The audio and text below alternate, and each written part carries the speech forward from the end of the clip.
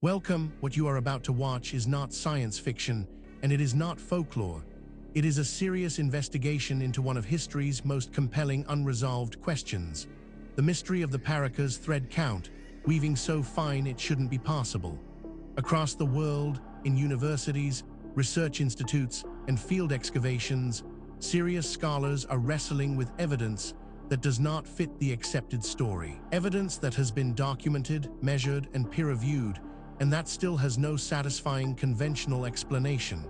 We are going to look at that evidence carefully, without prejudice in either direction, not dismissing what is extraordinary, but not accepting it without scrutiny either.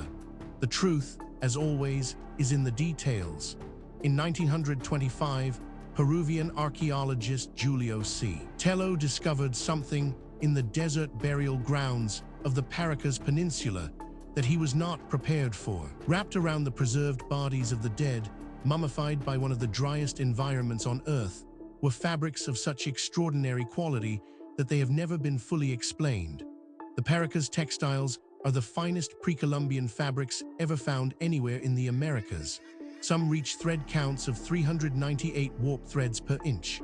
To put that in context, a high-quality modern bedsheet has a thread count of around 400. The Paracas weavers, working with hand-spindles, backstrap looms, and hand-dyed fibres in a culture with no written language, achieved results that approach the finest fabrics modern industrial machinery produces.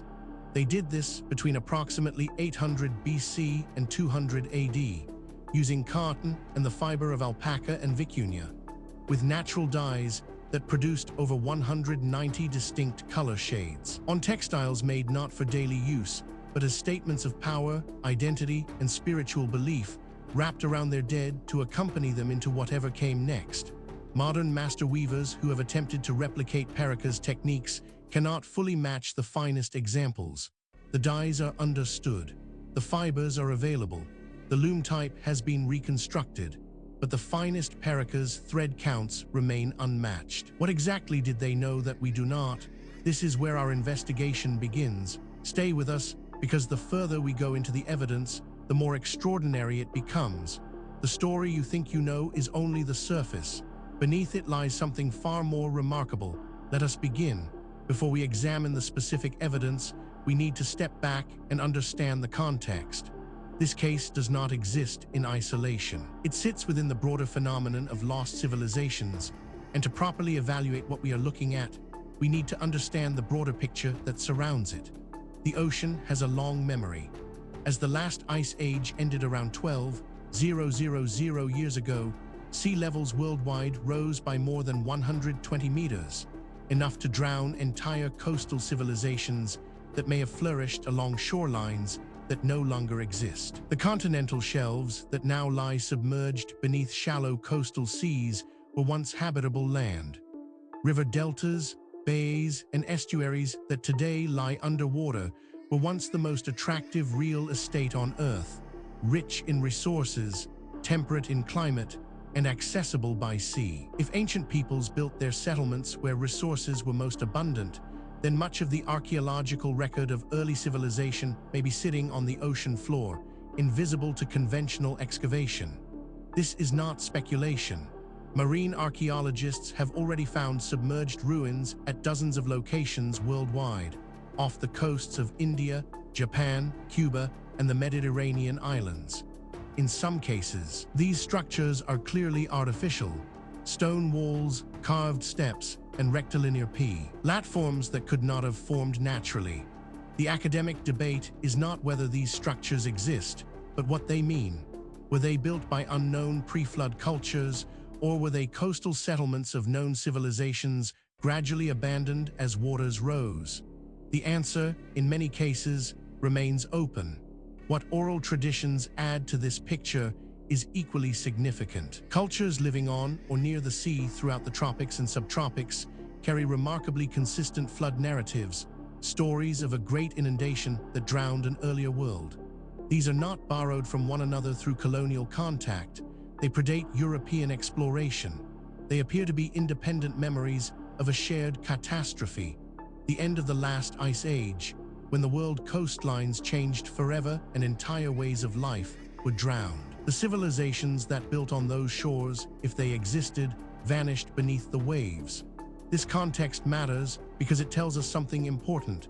What we are about to investigate is not an isolated curiosity. It is part of a pattern that researchers in multiple fields have been independently documenting for decades. And patterns, in science, demand explanation. With that foundation in place, let us now turn to the specific case at hand. Now we reach the heart of the matter. The core evidence surrounding the Paracas Thread Count, weaving so fine it shouldn't be possible, is more extensive, more verified, and more troubling for conventional explanations than most people realize. Let us walk through it systematically, fact by fact, and allow the evidence to speak for itself. We are not going to speculate here. Every point that follows is documented in peer-reviewed publications, official archaeological records, or government archives that are publicly accessible. The question is not whether these facts are real. The question is what they mean. Consider this first extraordinary detail. Paracas culture occupied the Ica region of southern Peru from approximately 800 BC to 200 AD. The culture is known primarily through mortuary archaeology. The Paracas necropolis, a large burial site discovered by Julio C.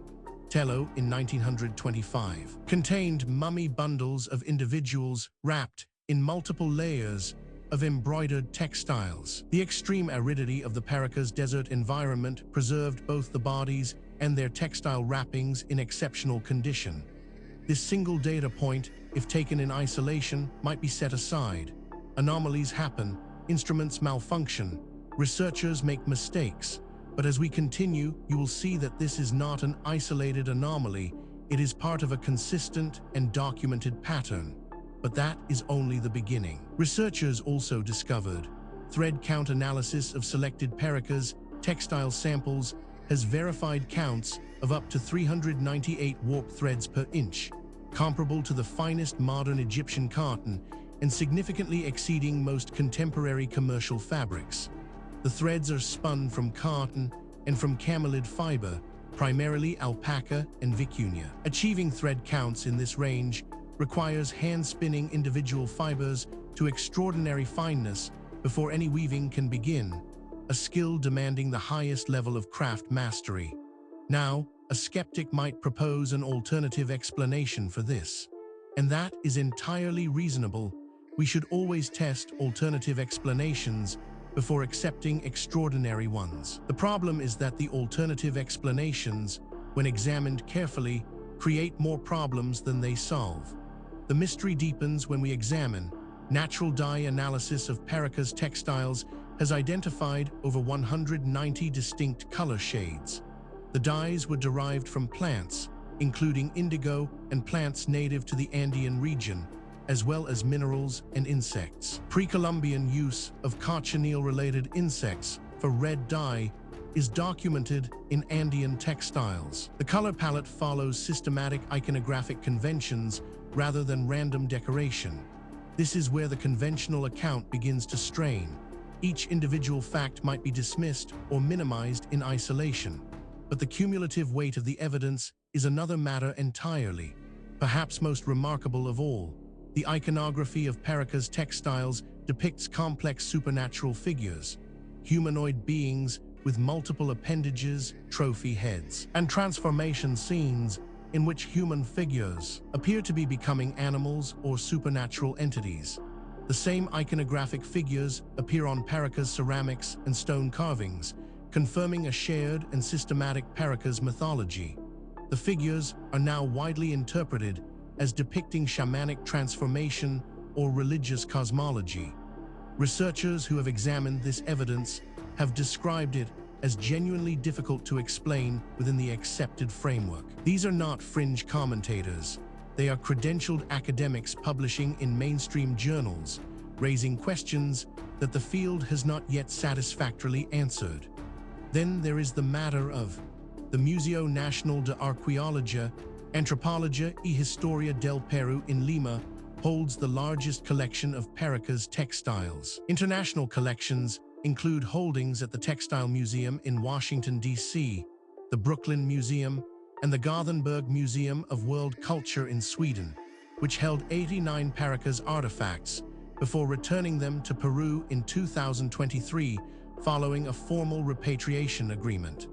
What makes this particularly significant is its independence from the previous points. This is not a case of one theory requiring another.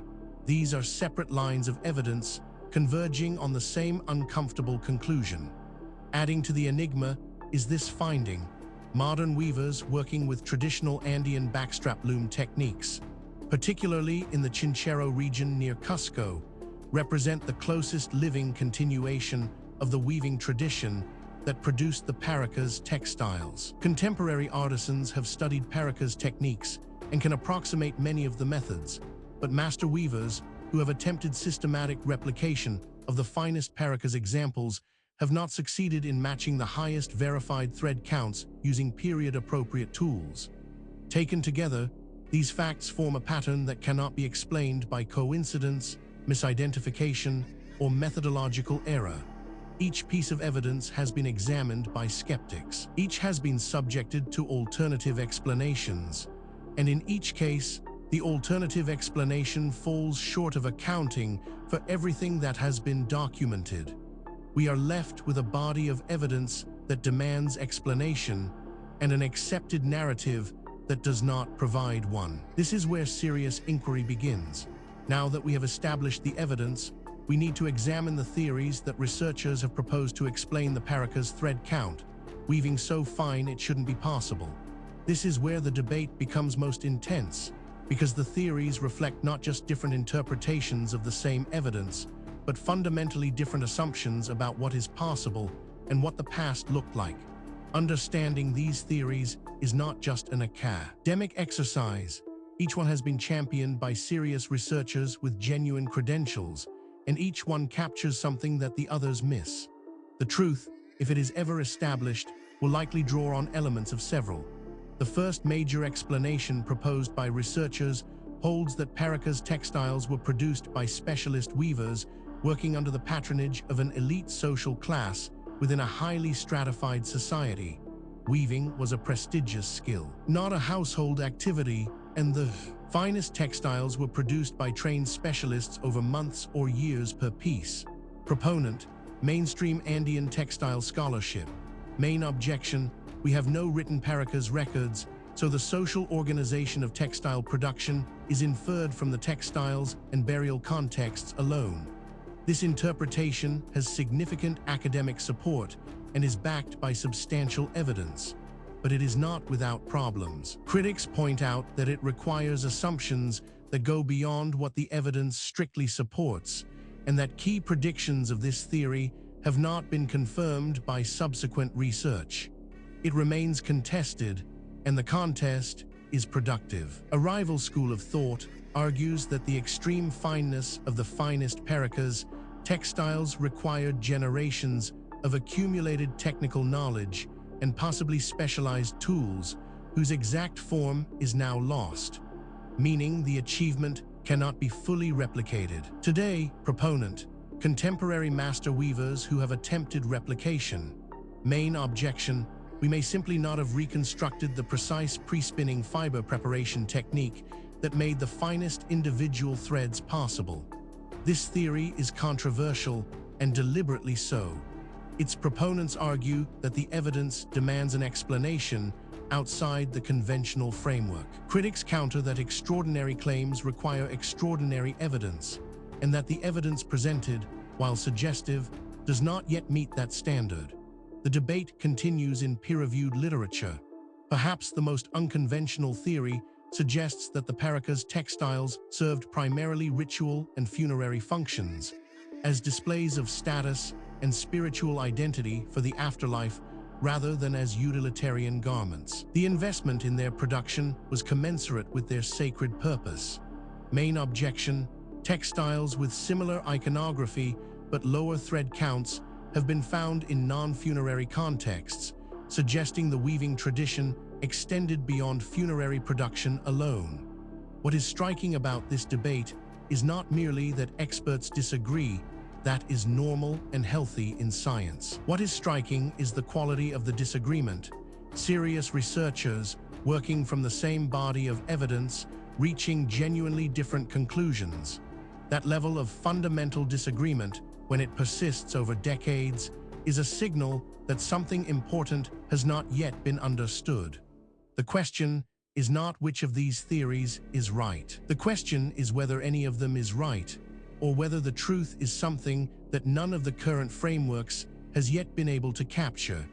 The case surrounding the Paracas Thread Count, weaving so fine it shouldn't be possible, does not rest on speculation alone. What distinguishes this investigation from pure mythology is the existence of documented, physical, verifiable evidence, material that has been examined by credentialed researchers and whose authenticity is not seriously disputed.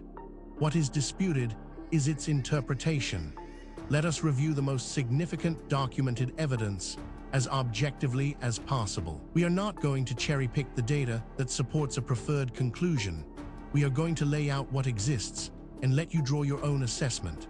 Physical evidence supporting this account includes thread count measurements in selected Paracas textile samples have been verified by multiple independent textile scholars using standard analytical methods and confirmed at up to 398 warp threads per inch. These measurements are not disputed.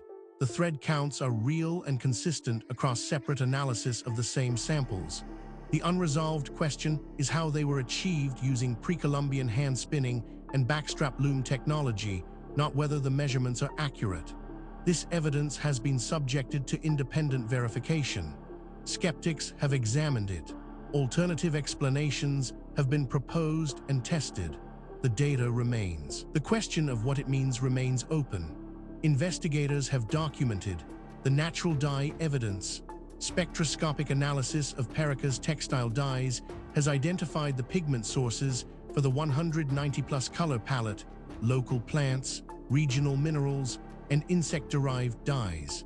The color has remained stable for over 2,000 years due to the preservation environment. The dye chemistry is understood and the sources are available today, yet the full color range has proven difficult to replicate exactly using only the identified period-appropriate materials. This evidence has been subjected to independent verification. Skeptics have examined it. Alternative explanations have been proposed and tested. The data remains. The question of what it means remains open. On-site analysis revealed the preservation evidence. The Paracas desert environment is among the driest on Earth. The mummy bundles found by Tello in 1925 had been in the ground for up to 2,000 years, and yet the textiles were found in readable condition, colors intact, embroidery legible, thread structure preserved. This extraordinary preservation made the Paracas textiles the most complete surviving example of early Andean textile technology, preserving evidence that would have been lost in any wetter climate. This evidence has been subjected to independent verification. Skeptics have examined it. Alternative explanations have been proposed and tested. The data remains. The question of what it means remains open. Each individual piece of evidence might, in principle, be explained away. A single anomalous artifact might be misidentified. A single anomalous date might reflect contamination. A single anomalous eyewitness account might reflect misperception. The question is whether all of the evidence can be explained away, and whether the explanations required are more or less plausible than the evidence itself. When multiple independent lines of inquiry converge on the same conclusion, that convergence is the most powerful signal in empirical science. And that is exactly what we are seeing here. We have examined the history, the evidence, and the theories surrounding the Paracas Thread Count, weaving so fine it shouldn't be possible. Now we need to ask the question that is sometimes overlooked in discussions of ancient mysteries. Why does this matter? What does it mean for us today? It would be easy to file this away as an interesting historical curiosity, a puzzle from a distant past with no bearing on our present lives. That would be a fundamental mistake. The questions raised by this case touch on issues that are directly relevant to who we are, where we came from, and what the human story actually looks like before the period covered by conventional history. The Peruvian government has made repatriation of Paracas textiles and mummies from foreign institutions a diplomatic priority.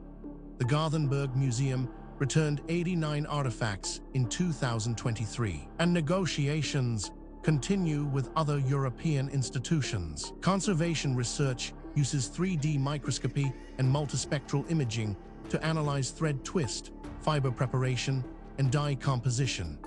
The iconography is an active research area. The shamanic transformation figures are being decoded through comparison with later Andean mythologies.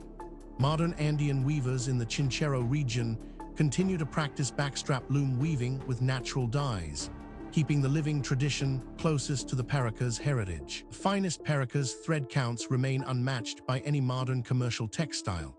Furthermore, the tools available to investigate these questions are advancing rapidly.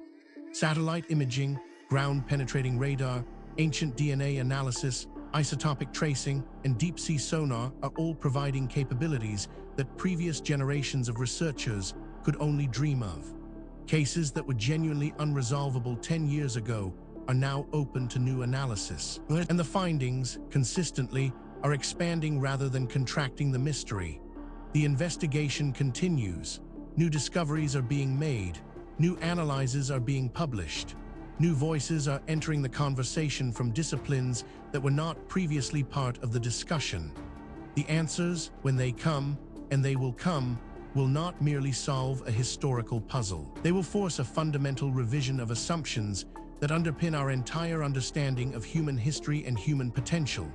We have now walked through the complete case of the Paracas Thread Count, weaving so fine it shouldn't be possible, from the historical record, through the physical evidence, across the competing theories, and into the modern significance of what remains unresolved. What the story of Paracas Textiles ultimately reveals is not just a historical puzzle. It is a mirror. It reflects our assumptions back at us, our assumptions about what ancient people were capable of, about how knowledge is gained and lost across the centuries, and about the relationship between what we know and what we merely think we know. The evidence presented in this documentary is real. The questions it raises are genuine. The debate among researchers is ongoing, and that is healthy. Science is not a set of conclusions. It is a process. And the process requires that we remain open to evidence that challenges what we thought we knew, however uncomfortable that challenge might be. If you came to this documentary as a skeptic, we hope the evidence gave you something to think about. If you came as a true believer, we hope the critical examination gave you a more nuanced picture. The truth, as always, lies in the evidence, not in what we want to be true. Thank you for watching. If this investigation sparked your curiosity, please subscribe to the channel. We publish new documentaries every week, covering the full range of historical mysteries that the mainstream has not yet adequately explained. Leave a comment below telling us which case you want us to investigate next. The conversation continues. The investigation never ends.